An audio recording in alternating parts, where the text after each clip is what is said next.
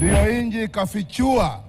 Hey, guys, kikosi cha William Ruto kimeanza kutense. Nawaambia, unajua even finance bill 2024-2025 ilianza tu hivi kimchezo. Waliambiwa tunaenda streets na tunaenda occupy the parliament, wakafikiria ni jokes.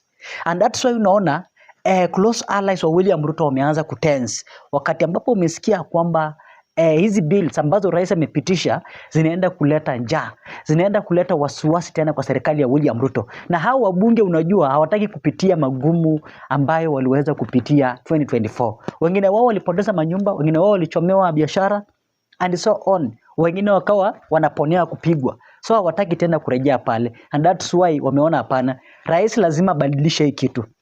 Rais lazima aachane na hii kitu ambayo Wakenya inawachokesha, ambayo Wakenya hawataki. Unaona, because after all tunafanyia Wakenya. Unaona guys, but I'm sure me like video na nasema thanks for your great support. Nyinyi ni watu wa nguvu zaidi.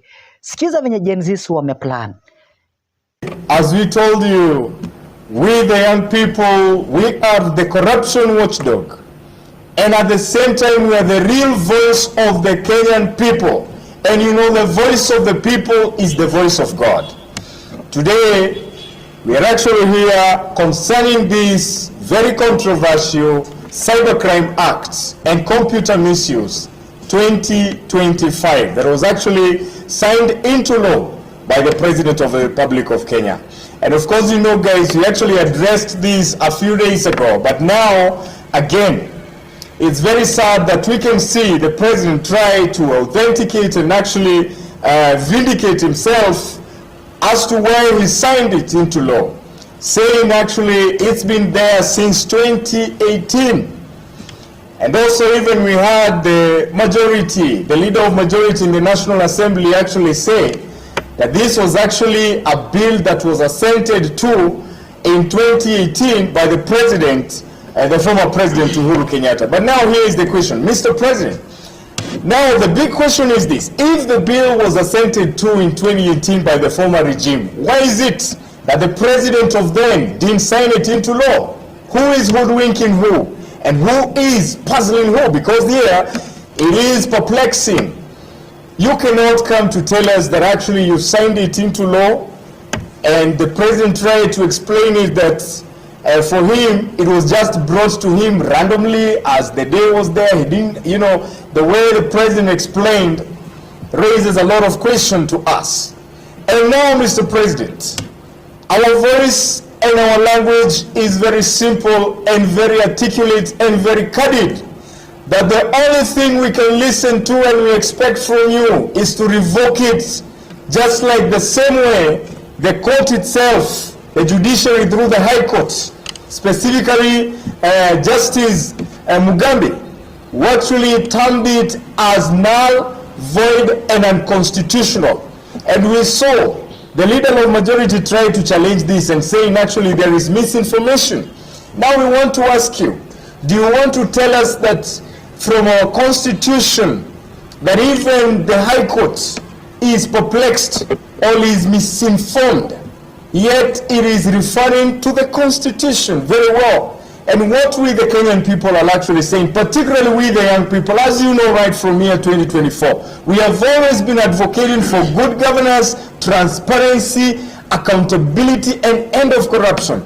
And if indeed you people are accountable enough, this bill, just the same way you did with the controversial 2024 finance bill that took the young people to the streets, the same thing you should do. And look, this time around we have approached it in a very amicus way, that we have used the courts. We have actually gone and actually filed our petition. But Mr. President, all we are saying is this: we respect you, but please, Mr. President, with a lot of humility, if for the sake of this nation, just make sure you revoke that bill. That is the only way that we will feel our rights as Kenyans are not violated. And when you come to tell us that actually this is trying to, secure the nation, from this, terrorism that you have talked about.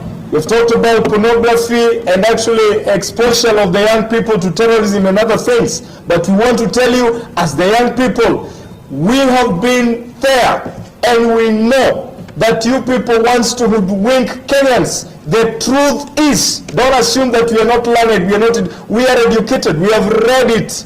And if you want us to come and read it, we will now have that time and we read it together, so that we agree that the reason why we are fighting this is because it is violating, it is taking away our constitutional right for freedom of expression and freedom of speech. And that's why we want to tell you, we will not be silenced until it is revoked, and until, if at all you want the things you're trying actually to talk about there, I mean, such things of pornography and the rest, if at all such a bill, it is actually touching on that, if that is what it was objective to, then you gonna have this public participation. You ask from the Kenyan people what they want, and if at all there is any amendment to be made concerning to the computer misuse and cybercrime, then let us have a public participation if that is what it calls for. And of course, now, without wasting much time, let me actually introduce our national coordinator also to have his remarks. Asanteni sana. Vibe Tribe, One Nation. Vibe Tribe, One Nation. One Nation, One Tribe. Asante sana. Kwa majina ni Nyanjo Yoshua. Mimi jambo la kunishangaza jana, nilimsikiza rais akijaribu kujitetea kuwa yeye kitu alifanya kitu inaitwa constitutional act, yani ile kibali ama ni jambo la busara yeye kufanya kwa sababu hiyo ni duty yake. Akatueleza kuwa yeye alitia tu sahihi. Hasa nilikuwa najiuliza kama kazi yake ni kutia tu sahihi bila kusoma yale mambo ama karatasi ama documents ambazo ameletewa, siku moja atatia sahihi tusikie ameuza inchi. Kwa sababu jana vile alikuwa anaongea, alikuwa anaeleza ni kama mtu hajasoma hiyo kitu, ile kitu tu aliletewa from the parliament, yeye kazi yake ilikuwa tu kutia sahihi. Na ni jambo la kushangaza sana kutuambia eti hii bill ilikuwa tangu the previous regime.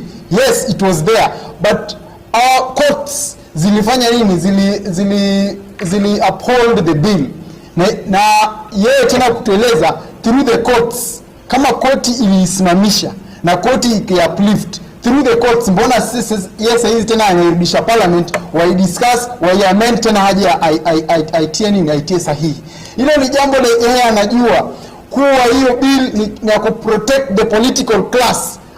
Majamaa wanajua hiyo bill ni ya kuwasaidia hao wenyewe, because wameona sisi kama vijana saizi tunatumia mtandao ili kuagitate ama kupinpoint yale maovu hii serikali inafanya. Na sisi kama vijana tangu tuliwaambia tangu juzi tumefile petition na bado tunaendelea kufuata, na tunashukuru mahakama kusimamisha utekelezaji wa hiyo bill yenye walisaini.